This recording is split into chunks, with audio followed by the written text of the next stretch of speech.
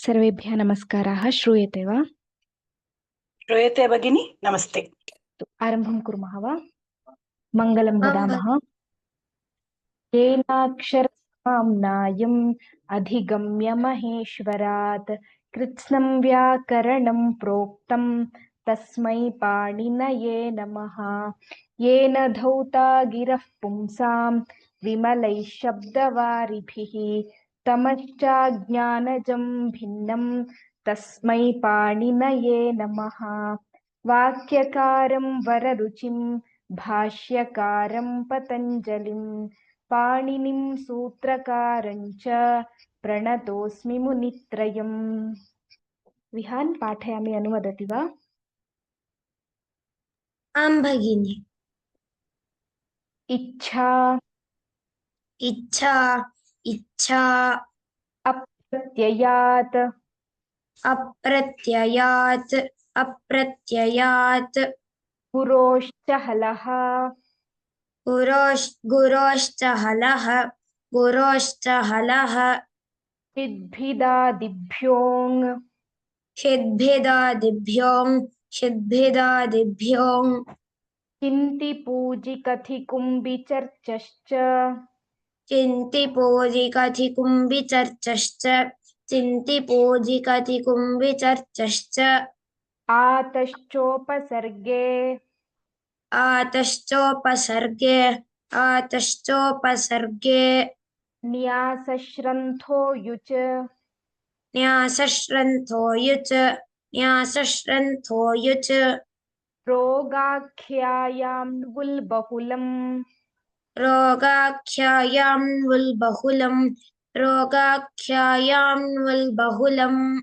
संज्ञायां संज्ञायां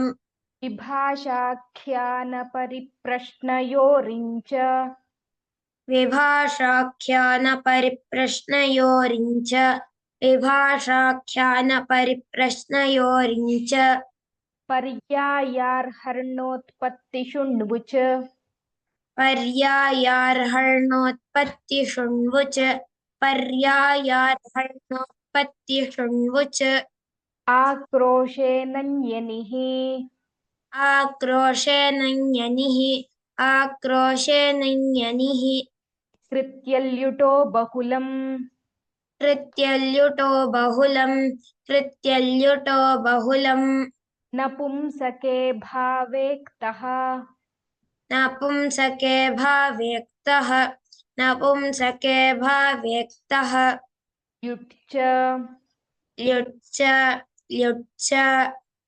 कर्मणि च येन संस्पर्शात् कर्तुः शरीरसुखम् कर्मणि च येन संस्पर्शात् कर्तुः शरीरसुखम् कर्मणि च येन संस्पर्शात् कर्तुः शरीरसुखम् करणाधिकरणयोश्च करणाधिकरणयोश्च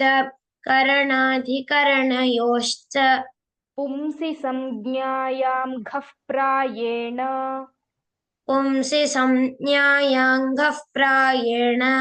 पुंसि संज्ञायाङ्घः प्रायेण गोचरसञ्चरवहव्रजव्यजापणनिगमाश्च गोचरसञ्चरवहव्रजव्यजापणनिगमाश्च अवेतृस्त्रोर्घञ अवेतृस्त्रोर्घञ् हलश्च हलश्च अध्यायन्यायोद्यावसंहाराधारावायाश्च अध्यायन्यायोद्यावसंहाराधारावायाश्च उदङ्को उदङ्को जालमानायः जालमानायः हनो घच खनो घच खनो घच ईषद्दुःसुषु कृच्छ्रा कृच्छ्रार्थेषु खल् ईषद्दुःसुषु कृच्छ्रा कृच्छ्रार्थेषु खल् ईषद्दुःसुषु कृच्छ्रा कृच्छ्रार्थेषु खल् कर्तृकर्मणोश्च भूकृञोः कर्तृकर्मणोश्च भूकृञोः कर्तृकर्मणोश्च भूकृञोः आतो युच् आतो युच् छन्दसि इत्यर्थेभ्यः छन्दसि गत्यर्थेभ्यः अन्येभ्योऽपि दृश्यते अन्येभ्योऽपि दृश्यते वर्तमानसामीप्ये वर्तमानवद्वा वर्तमानसामीप्ये वर्तमानवद्वा आशंसायां तवच्च आशंसायां भूतवच्च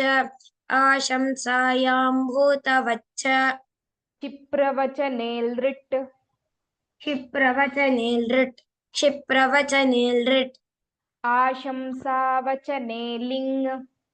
आशंसावचने लिङ् आशंसावचने लिङ् नानद्यतनवत्क्रियाप्रबन्धसामीप्ययोः नानद्यतनवत्क्रियाप्रबन्धसामीप्ययोः भविष्यति मर्यादावचने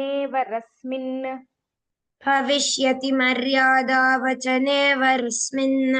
भविष्यति मर्यादावचने वरस्मिन् कालविभागे चानहोरात्राणाम् कालविभागे चानहोरात्राणाम्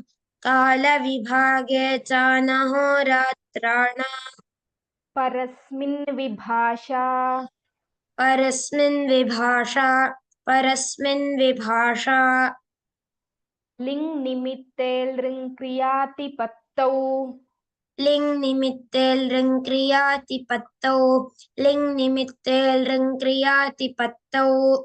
भूते च भूते च गोताप्योः वोताप्योः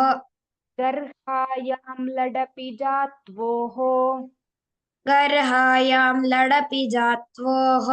गर्हायां लडपि जात्वोः विभाषा कथमिलिङ्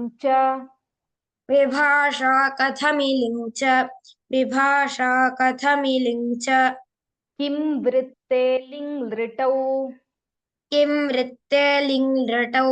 किं वृत्ते लिङ् लृटौ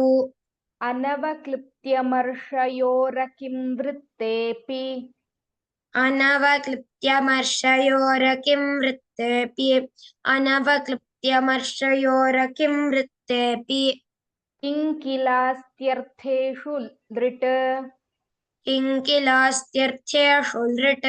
किङ्किलास्त्यर्थेषु लृट् जातु यदोर्लिङ् जातु यदोर्लिङ् यच्च यत्रयोः यच्च यत्रयोः गर्हायां गर्हायाञ्च चित्रीकरणे च चित्रीकरणे च शेषे लृडयदौ शेषे लृडयदौ उताप्योः समर्थयोर्लिङ् उताप्योः समर्थयोर्लिङ् कामप्रवेदने कच्चिति कामप्रवेदने कच्चिति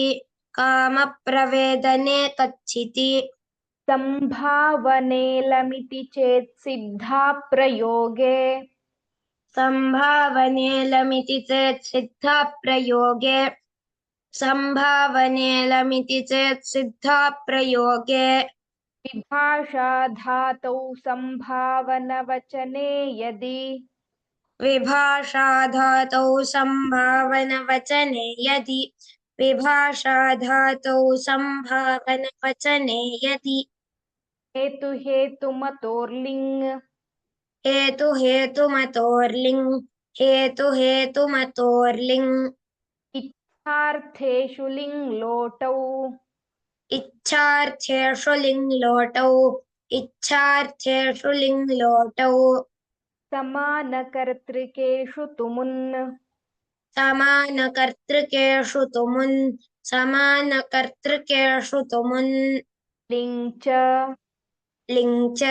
लिङ् च इच्छार्थेभ्यो विभाषा वर्तमाने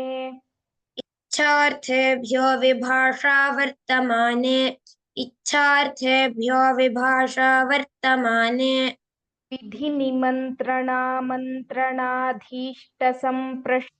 संप्रश्नप्रार्थनेषु लिङ्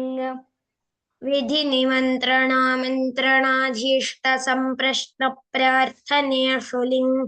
विधिनिमन्त्रणामन्त्रणाधीष्टसम्प्रश्नप्रार्थनेषु लिङ् लोट् लोट् च प्रैषातिसर्गप्राप्तकालेषु कृत्याश्च प्रेषातिसर्गप्राप्तकालेषु कृत्याश्च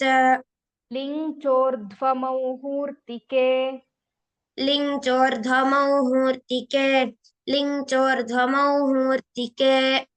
स्मेलोट् अधीष्टे च कालसमयवेलासु तुमुन् कालसमयवेलासु तुमुन् लिङ् लिङ् यदि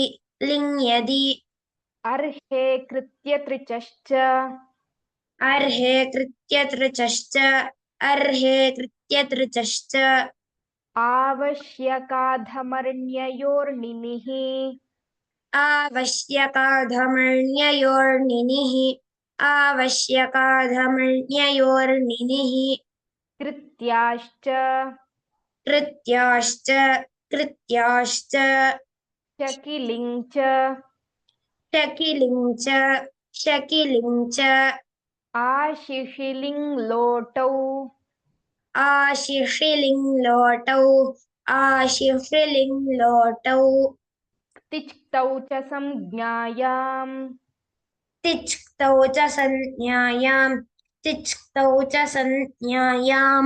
माङिलुङ् मोत्तरे लङ् स्मोत्तरे लङ् च उणादय इङो निवासव्यथजपोरपघन इच्छाहलश्च वोताप्योर्विधिः षोडश उणादय इङो निवासव्यधजपोरपघन इच्छाहलश्च वोताप्योर्विधिः षोडश उणादय इङो निवासव्यधजपोरपघन इच्छाहलश्च वोताप्योर्विधिः षोडश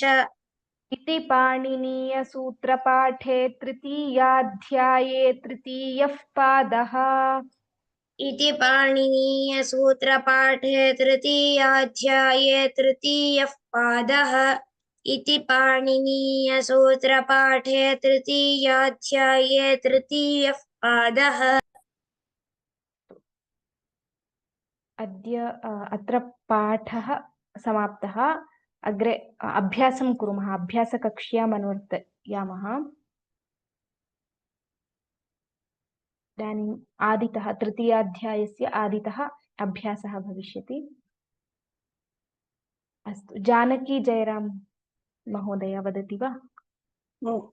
तृतीयाध्यायस्य तृतीयपाद खलु भगिनि तृतीयाध्यायस्य तृतीयः पादः प्रथमं सूत्रं ततः अत्र नमस्ते अथ पाणिनीयसूत्रपाठे तृतीयाध्याये तृतीयः पादः उणादयो बहुलं भूतेऽपि दृश्यन्ते भविष्यति गम्यादयः यावत् पुरा निपातयोर्लट् विभाषा कदा कर्ह्योः किं वृत्ते लिप्सायां लिप्स्यमानसिद्धौ च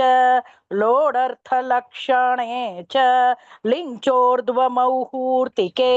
तुमुन्वलौ क्रियायां क्रियार्तायां भाववचनाश्च अणकर्मणि च लृटशेषे ऋटशेषे च टिट्शेषे च ऋटशेषे च लृटस्सद्वा अनद्यतने लुट् पदरुजविषस्पृशोऽङ्गै सृस्तिरे भावे अकर्तरि चकारके संज्ञायां परिमाणाख्यायां सर्वेभ्यः इङश्च अलम भगिनी अलम अग्रे चैत्रा भगिनी धन्यवादः नमस्कारः भगिनि इङश्च उपसर्गे रुवः समियुद्रुदुवः श्रीणीभुवोनुपसर्गे वौक्षुश्रुवः अवोदोर्नियः प्रेदृस्तुस्रुवः निरभ्योः पूल्वोः पुण्योर्ग्रह कृधान्ये यज्ञे समिस्तुवः प्रेस्त्रो यज्ञे प्रथने वावशब्दे छन्दो नाम्नि च उदिग्रहः समिमुष्टौ परिण्योर्नीनोद्यूताभ्रेषयोः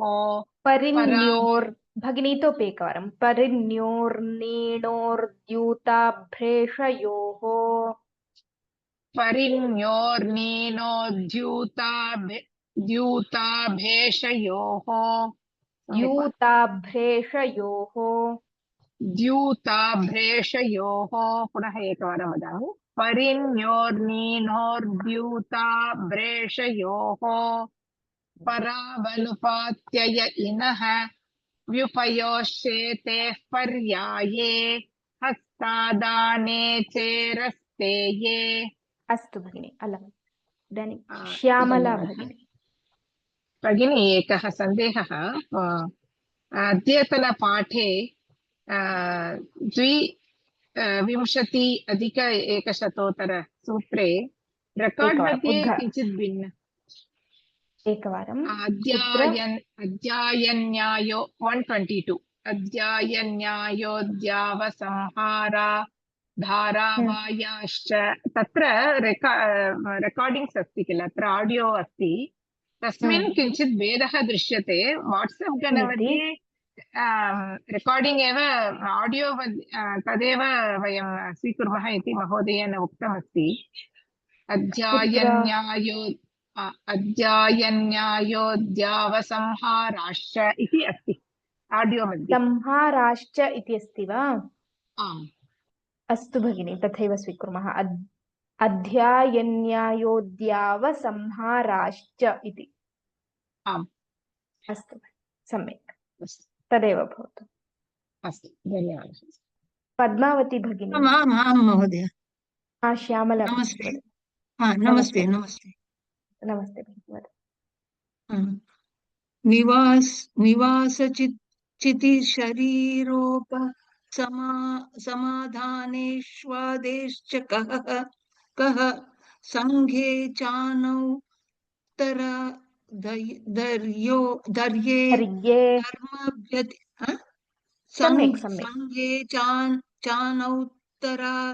दर्ये कर्म व्यतिहारे न स्त्रियां अभिविधौ भाव इनुन् आक्रोशे वन्योर्ग्रहः प्रेलिप्सायां परो यज्ञे नौ वृ धान्ये उदिश्रयति यौति पूद्रुवः विभाषामि रुलुभोः अवे ऋप्लुवोः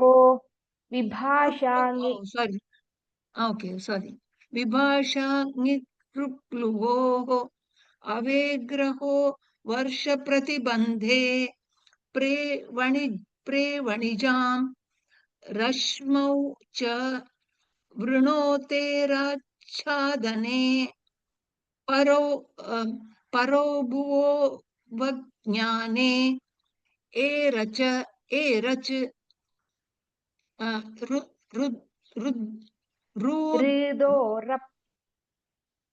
ऋदोरप् रुदोरप् ग्रहवृद्रुनिश्चिगमश्च उपसर्गे दहः नौण च अलं भगिनि ओके धन्यवादः महोदय। अग्रे राघवेन्द्रराव महोदयः। राम राम भगिनी। व्यधजपोरनुपसर्गे स्वनः सोर्वा यमः समुपनिविशु च नौगदनदपटः स्वनः क्वणो वीणायाञ्च नित्यं पणः परिमाणे मदोनुपसर्गे प्रमदसम्मदौ हर्षे समुदोरजः पशुषु अक्षेषु ग्लहः प्रजने सर्तेः क्वसंप्रसारणञ्चन्यभ्युपविशु आङ्गियुद्धे निपानमाहावः भावेनुपसर्गस्य हनश्च वदः मूर्तौ घनः अन्तर्घनो देशे अगारैकदेशे प्रगणः प्रघाणश्च उद्घनोत्याधानम् अपघनोऽङ्गम्। महोदय अलम्। अनुराधा भगिनी। नमस्कार। नमस्कारः भगिनी।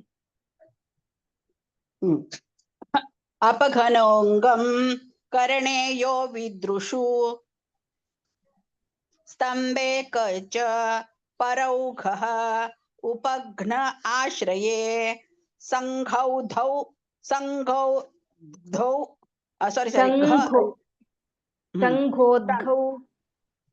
सङ्घोद्घौ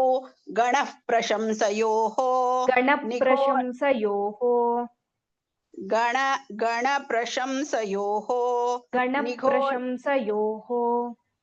द्वित्वम् अस्ति तत्र।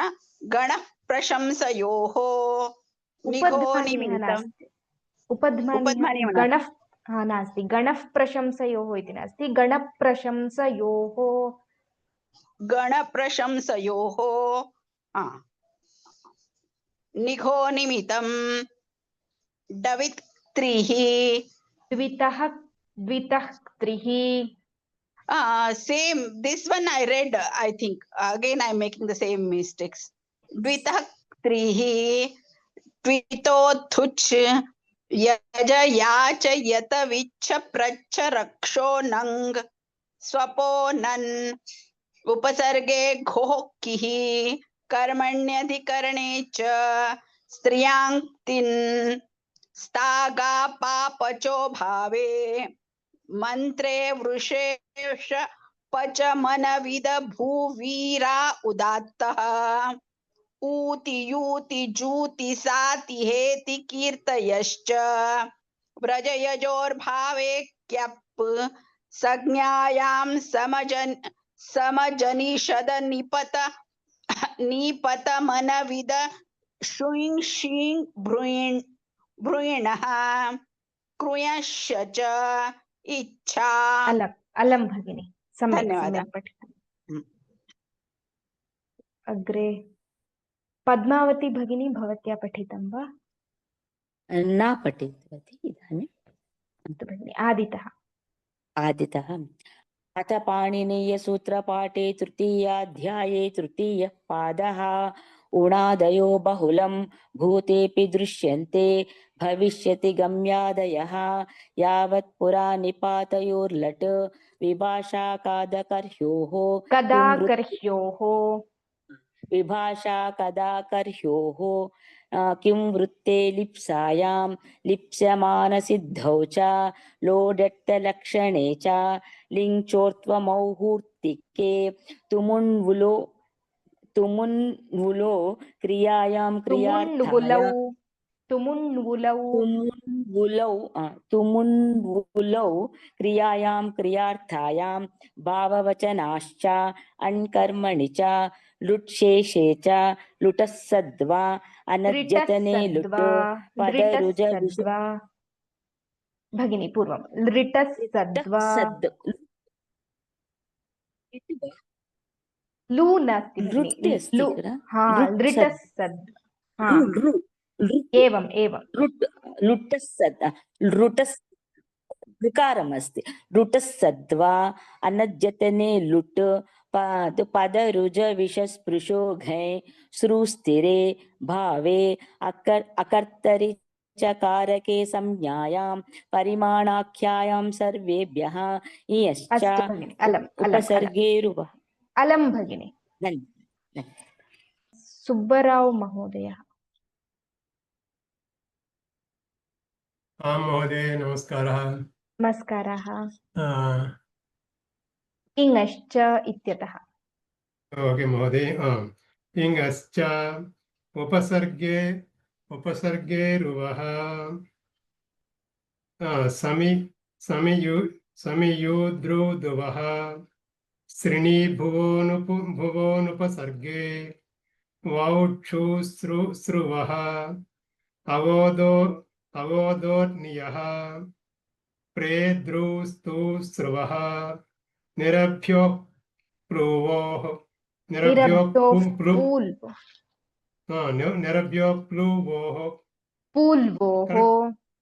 मैडम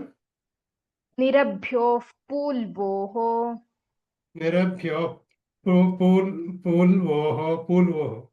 निरभ्यो पूल्वोः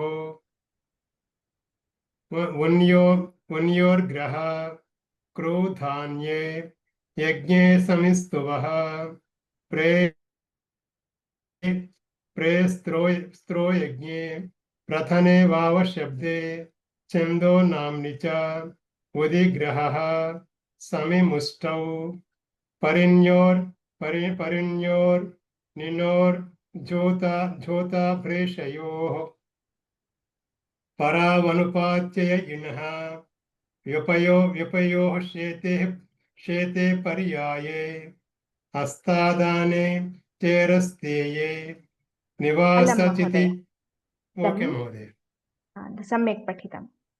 ओके महोदय अग्रे केपि पठन्ति वा अहं पठामि वा भगिनि नमस्कारः कुत्र निवासचिति शरीरोपसमाधानेष्वादेश्च कः संगे चानौत्तराधर्ये कर्म व्यतिहारे न श्रियाम् अभिविधौ भाव इनुन् आक्रोशे वन्योर्ग्रहः प्रेलिप्सायां परौ यज्ञे नौ वृधान्ये उदिशयति यौति पूद्रुवः विभाषाडिरुप्लुवोः विभाषानिरुप्लुवोः क्षम्यताम् विभाषानिरुप्लुवोः अवेग्रहो वर्ष प्रतिबन्धे प्रेवणिजां रश्मौ च वृणोतेराच्छादने परौ भुवोव ज्ञाने एरच्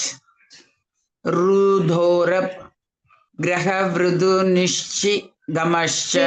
ग्रह वृद्र ओ निश्चिगमश्च वृद्र ग्रह वृद्र निश्चि गमश्च उपसर्गेदः नौ नश्च नौ न च नौ न च व्यदजपोरनुपसर्गे अलम भगिनी अलम। धन्यवादः। स्वनः सोर्वा सोर्वाः स्वनः सोर्वा इति। एकनिमिषम् मम किञ्चित् बृहत् कर्तुं शक्यते वा? आम् करोतु। दृश्यते वा? अस्तु अस्तु अलम् अलम् स्वनः सोर्वा यमः समुपनिविशु च यमः समुपनिविशु च यमः समुपनिविशु च नौ गदनदपटस्वनः क्वणो वीणायां च नित्यं पणः परिमाणे मदोनुपसर्गे प्रमदसम्पदौ हर्षे प्रमदसम्मदौ हर्षे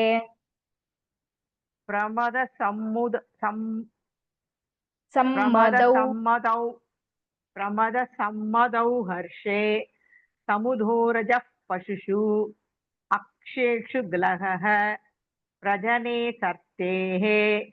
स्वसम्प्रसारणं च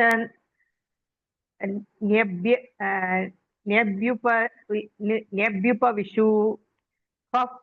स्वसम्प्रसारणं च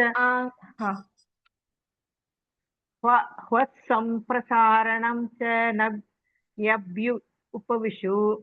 न्यभ्युपविशु स्वसम्प्रसारणं च न्यभ्युपविशु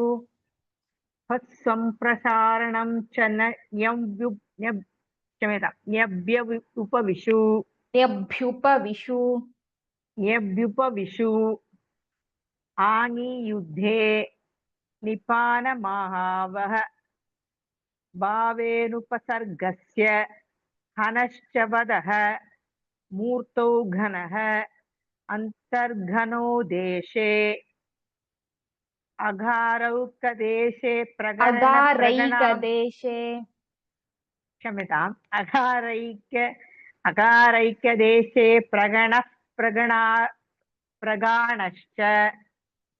उद्घनोद्यादानम् अपगनो अलम् अलम्। धन्यवादः।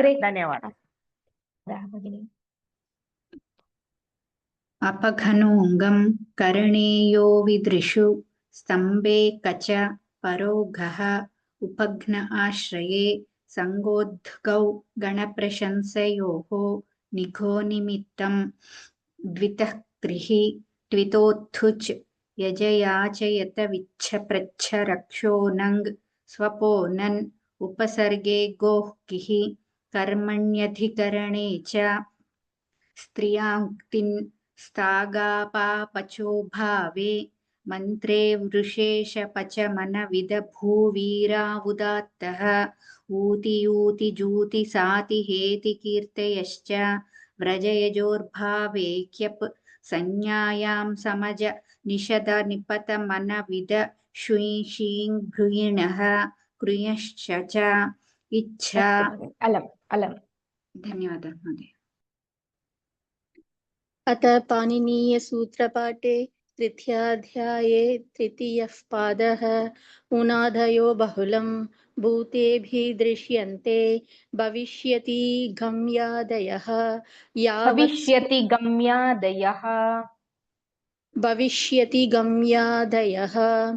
यावत् पुराणिपादयोर्लट् विभाषा कदाकर्योः किं वृत्ते लिप्सायां लिप्स्यमानसिद्धौ च लोढर्थलक्षणे च लोढर्थलक्षणे च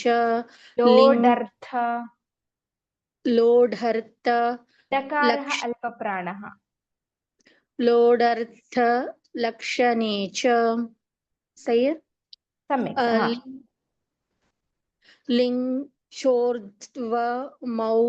पूर्तिके तुमुन् उलौ क्रियायां क्रियार्थायां क्रियार्थायां भाववचनाक्ष भाववचनाश्च भाववचनाक्ष अनकर्मणि च ऋट शेषे च लृट् शेषे च लृट् शेषे च लृटः सत्वा अनध्यतने लुट् अनद्यतने अनद्यतने लुट् अनध्यतने लुट् अल्पप्राणः महाप्राणः नास्ति अनद्यतने लुट् अनद्यतने लुट् पदरुज विषस्पृशो घन स्थिरे भावे अकर्तरि च कारके संज्ञायां परिमाणाख्यायां सर्वेभ्यः अस्तु भगिनि अलम् रमादेवी रमादेवी भगिनी नमस्कारः भगिनि इङ्गश्च उपसर्गे रुवः समी यद्रुद्वः श्रीणि भुवोनुपसर्गे श्रीणि भुवोनुपसर्गे वौ क्षु स्रुवः अवोदोर्नियः प्रे दुस्तुस्रुवः प्रेदृस्तुस्रुवः निरभ्योः पूल्वोः अन्योर्ग्रह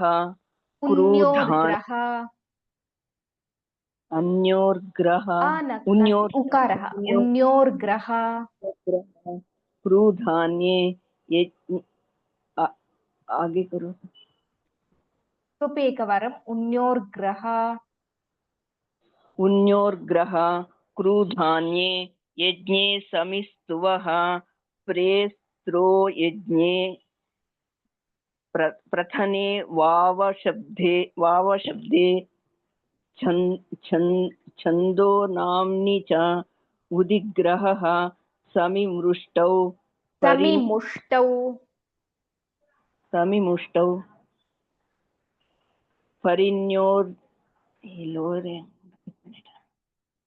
परिन्योर्निनोर्द्यूतोब्रेशयोः परावनुपात्यय इणः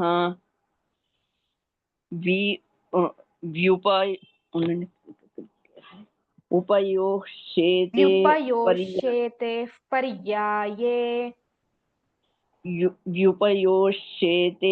पर्याये हस्तादाने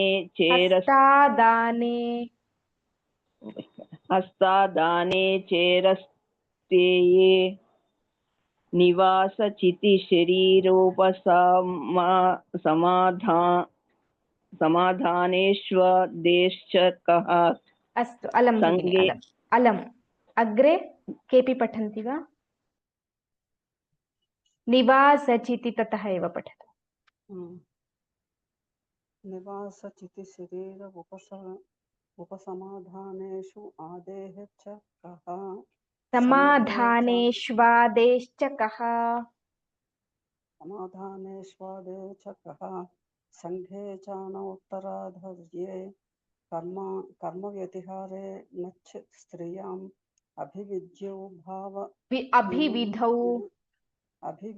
अभिविधौ भाव इणम् आक्रोशे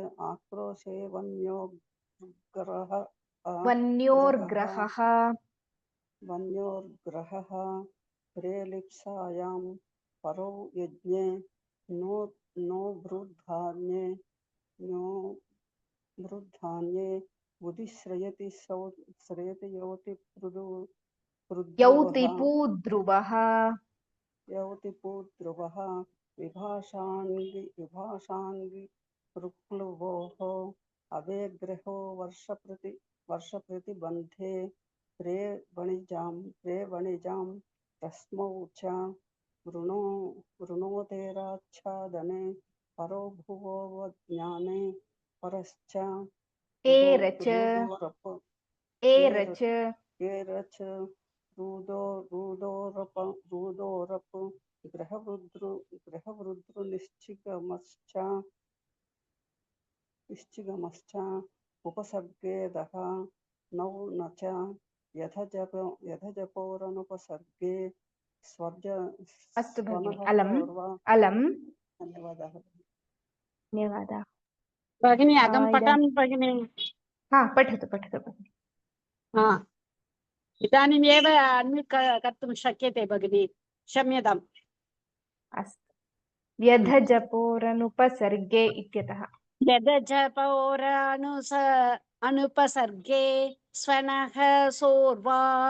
यमः समुपनिविशु च नौ गदनद पट स्वनः क्वनो वीणायां च नित्यं पनः परिमाणे मदोऽनुपसर्गे प्रमद संपद्धौ हर्षे सम्मदौ प्रमदसम्मदौ हर्षे प्रदसम्मदौ हर्षे समुदोरजः पशुषु अक्षेषु ग्लघः प्रजने सर्गे सर्तेः ह्यव सम्प्रसारणं च न्ययव्युपविशु आग्नियुद्धे निपानमहावः भावे अनुपसर्गस्य हनश्च भावेनुपसर्गस्य हनश्च वदक मूर्धौ गणक अन्तर्गणो देशे अघारैगर्देशे अगारैकदेशे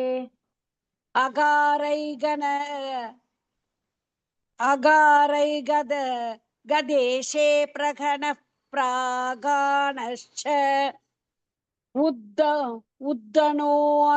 उत्तनोऽध्यादानम्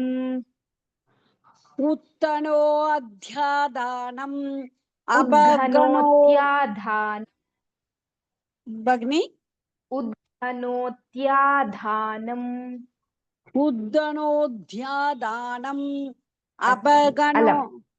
अलम् धन्यवादः भगिनी धन्यवादाः सम्यक् पठितवती अग्रे केऽपि पठन्ति वा करणे यो विदृषु स्तम्भे कच परौगः उपघ्न आश्रये संघोधौ गणप्रशंसायोः निघो निमित्तम् ओके निघो निमित्तं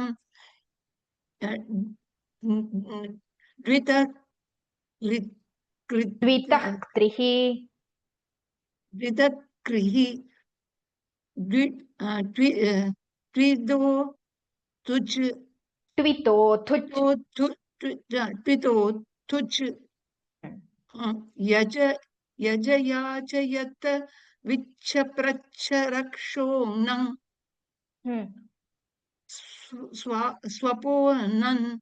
स्वपोनन् उपसर्गे कोकिः कर्मण्यधिकरणे च स्त्रियां तिन्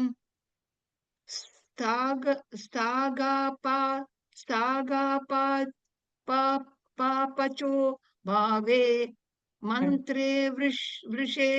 वृषेशपच मनविद भूवीरा उदात्तः ऊति यूति जूति साति हेति कीर्तयश्च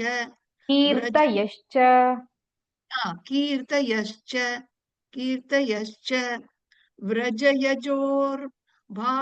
क्यप संज्ञायां समजनी पत मनविद शुन् शीं बृङिणः सम्यक् सम्यक् भगिनि कृष अलम् ओ धन्यवादः धन्यवादाः भगिनि अग्रे पठन्ति वा केपि अथ पाणिनीयसूत्रपाठे तृतीयाध्याये तृतीयपादः गुणादयो बहुलं भूतेऽपि दृश्यन्ते भविष्यति गम्यादयः यावत् पुरा निपातयोर्लट् विभाषा कदा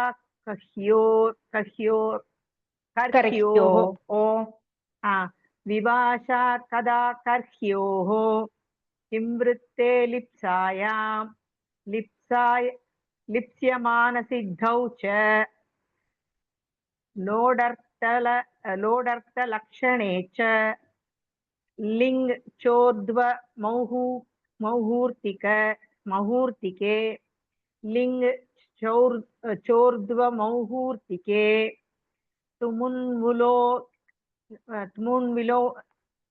तुमुन्मुलौ क्रियार्थायां भाववचनाश्च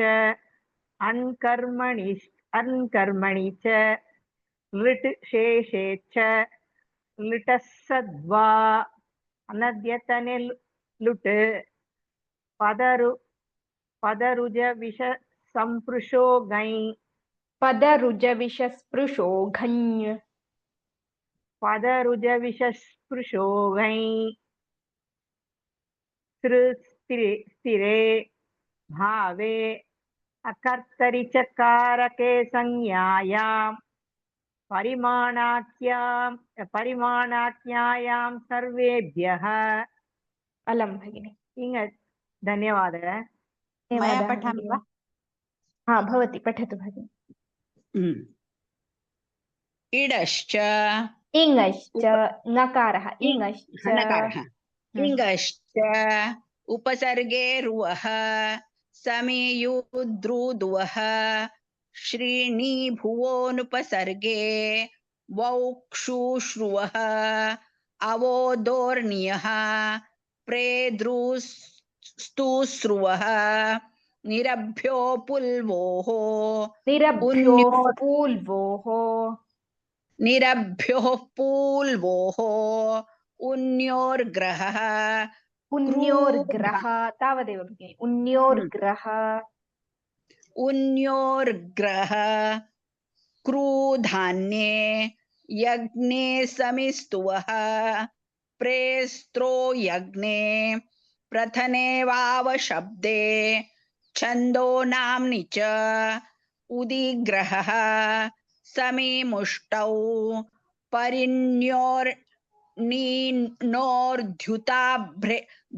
द्यूताभ्रेषयोः परावनुपात्यय इणः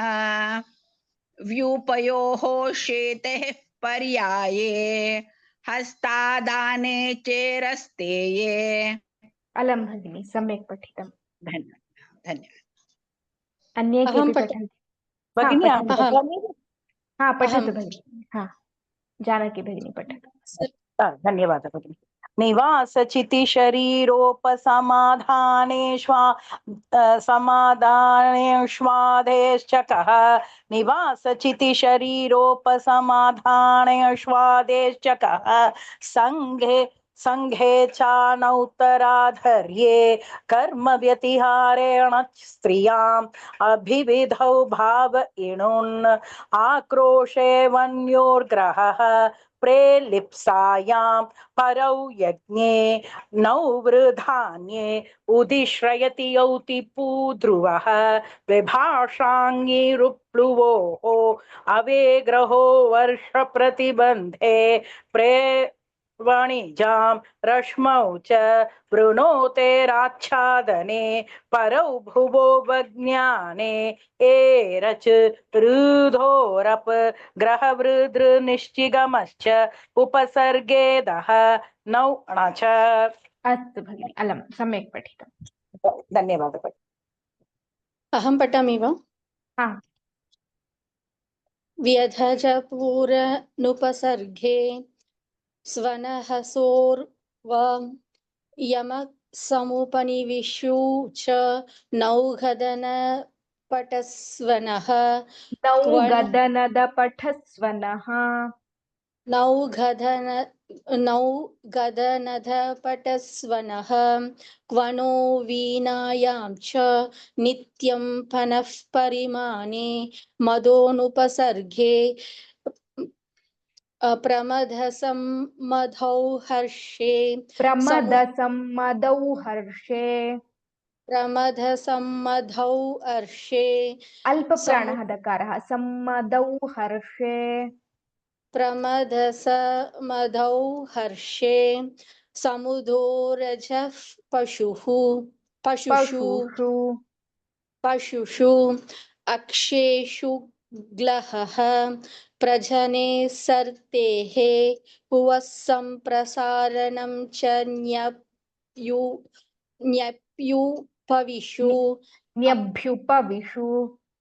न्यप्युपविषु आङ्गियुद्धे निपानमाहावहः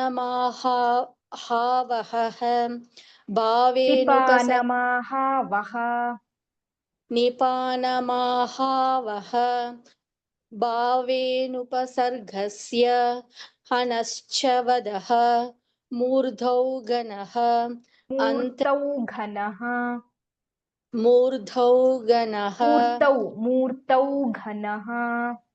मूर्तौ गणः अन्तर्घनो देशे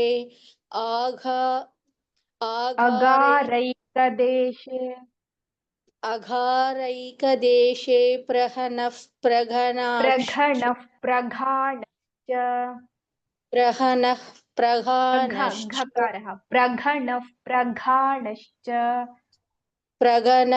प्रघानश्च उद्धनोत्याधानम् अपघनो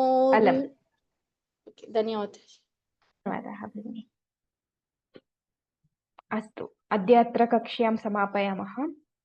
श्वः तृतीयाध्यायस्य चतुर्थपादम् आदितः पठामः। सर्वेभ्यः राम राम राम, मङ्गलं वदामः। येनाक्षरसमाम्नायम्